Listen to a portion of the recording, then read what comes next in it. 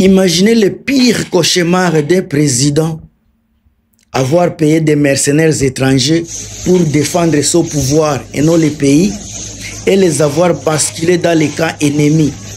Aujourd'hui, les rumeurs persistent, annoncent que les hommes de guerre engagés par Tshisekedi, les mercenaires Black Warrior, pourraient seraient même alliés au M23, ou dire rallier les mêmes M23. Ce scénario n'est pas une simple fiction, c'est la bombe qui menace d'exploser à tout moment.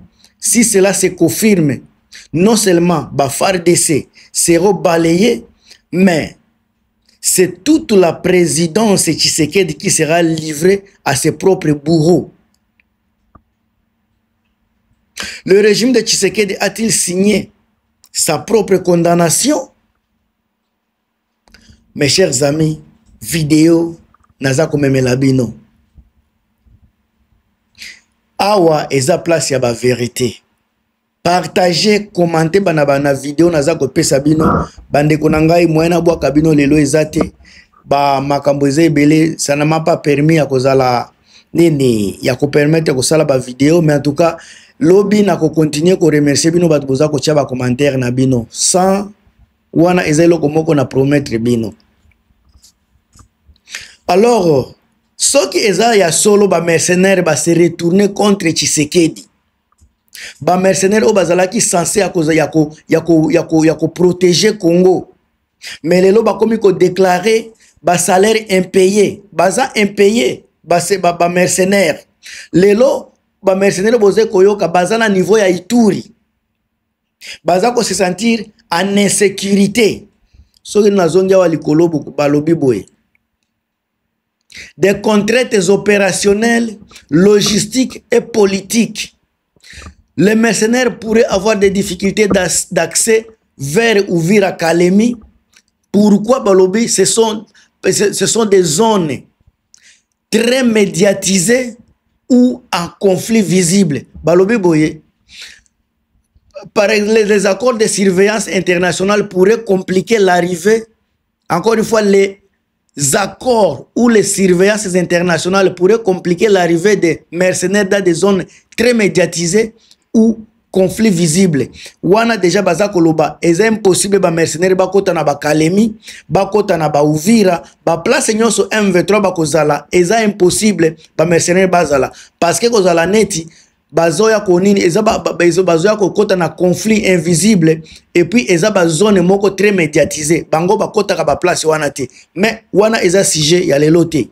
Naza ko mabino na ba réseau oyo eza kolakisa ke ba mercenaires baza mécontent, baza sous situation moko insécuritaire et puis baza moins payé, baza impayé pour le moment. Alors balobi boy, les risques si les mercenaires se retournent contre Tshisekedi. Les mercenaires lourdement armés et bien entraînés pourraient se retourner contre leur Tshisekedi, leur régime, le régime qui les a envoyés. Est-ce que Boza Koyoka?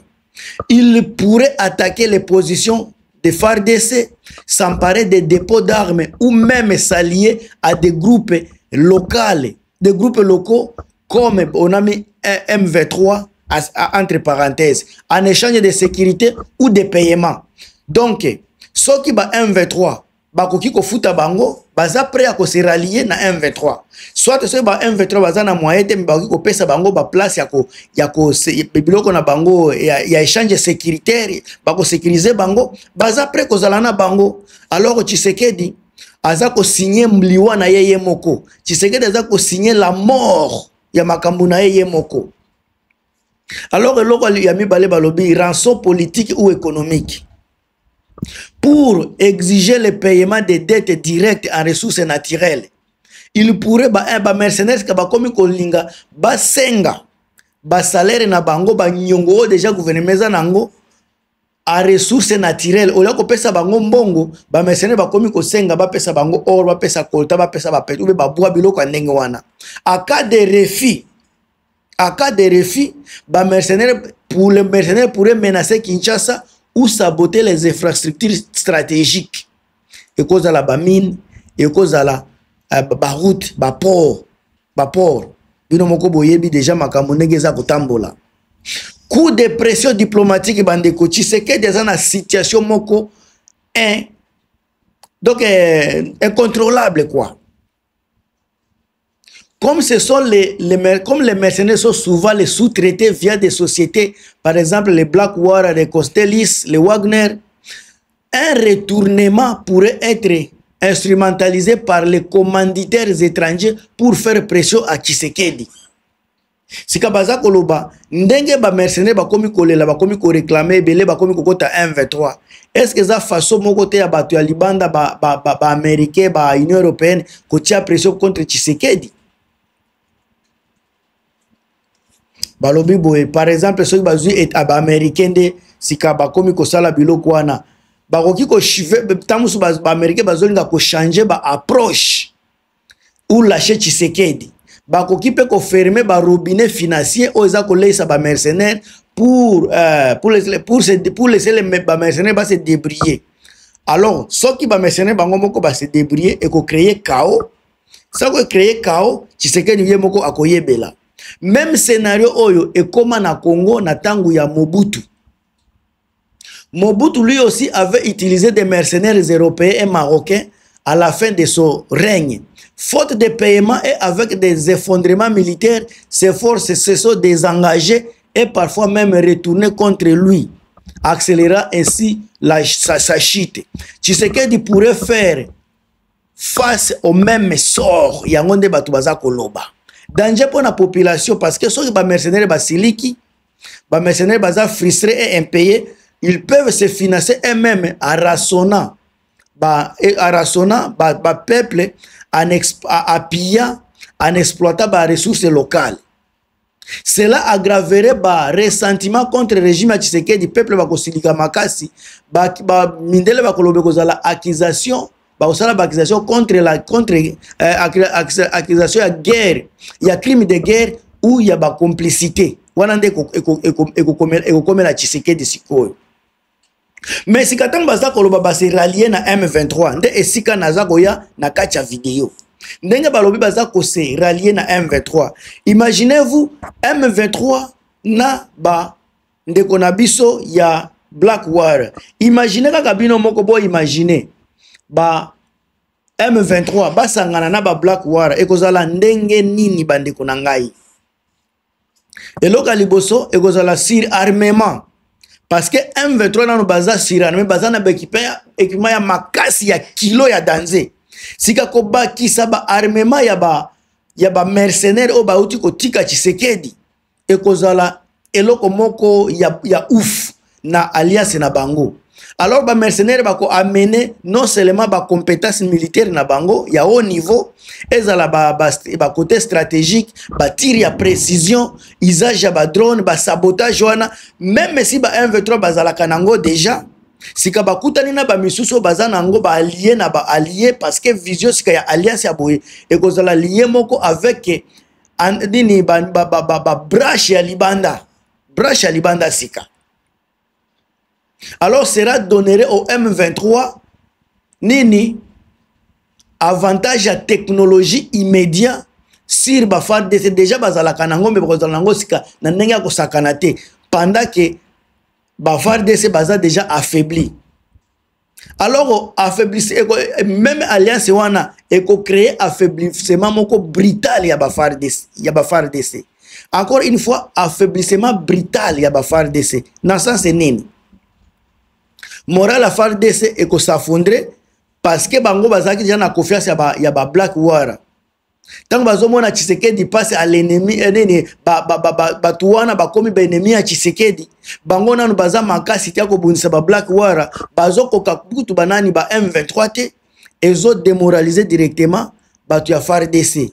Ba ligne de défense sika ekoko ya pamba parce que so e comme sika bitumba direct ezate que non tozela ba cesser les faits tozela nanu ba négociation au comme sika bitumba direct wana bokomona sika nini ba ligne de défense ya ba FARDC banda koko ya pamba surtout ba nord Kivu ba sud Kivu na ba Ituri sika bitumbezo salema eloko misusu za ba récompense nini recomposition politique et régionale. Rwanda baza ko accuser chaque jour za ko soutenir M23. Ba ko profiter na alliance oyo ya ba Black War na ba M23 pona ko renforcer influence na bango. Bozo mona. Ba mercenaires ba ko apporter caution internationale qui donnerait au M23 un visage plus structuré et plus redouté. Parce que nous M23 bazana nous redouter naturellement baza redouter baza makasi. Mais ce koba kisa relation na bango alliance na bango oyo ya ba mercenaires et ko pesa sika ba structure moko plus redouté na niveau ya Libanda. Pendant ce moment là Tshisekedi aza commis isolé yemoko. So Paris sur des mercenaires étrangers se détournerait contre lui, montrant son incapacité à contrôler ses propres choix stratégiques. Asi abebi sa babanil ba choix na ye nyoso. Eloko ya suka e komi ba mercenaire, bango pe ba komi kokima ye. Alors ezako créer sika kao moko politique na niveau ya kid oyo ko alimenter ba contestation interne na externe. Nazo kene na koshite lelo naza pena na makambo ebele awa nazo pesa bino ba nouvelle kaka du jour et puis bino moko boko fungolango na marque na bino to awa tozomona sika tangu bango ba mercenaire ba komisa la boye to koma na eloko moko ba tozo benga danger ya souveraineté congolaise. Si les mercenaires se joignent au M23, ils pourraient exiger une part directe ya ba deal na bango si les ressources minières par exemple za la colta or cobalt na yebite so usale mabongo ezaka eloko naza kobanga yango pe soki toptali alliance na bango oyo Tshisekedi uzala incapable à stopper ezape na risque ya ko créer balkanisation ya ko accélérer balkanisation. Alors M23 bako passer d'un mouvement rebelle régional à une force militaire hybride internationale. Boko mona ba M23 banda ko kende ko bundisa ko bunda na Irak bako kende ba place ya ba bitumba ya ba terroriste banda ko kende kuna parce que bango nano naturellement bazana makasi wana.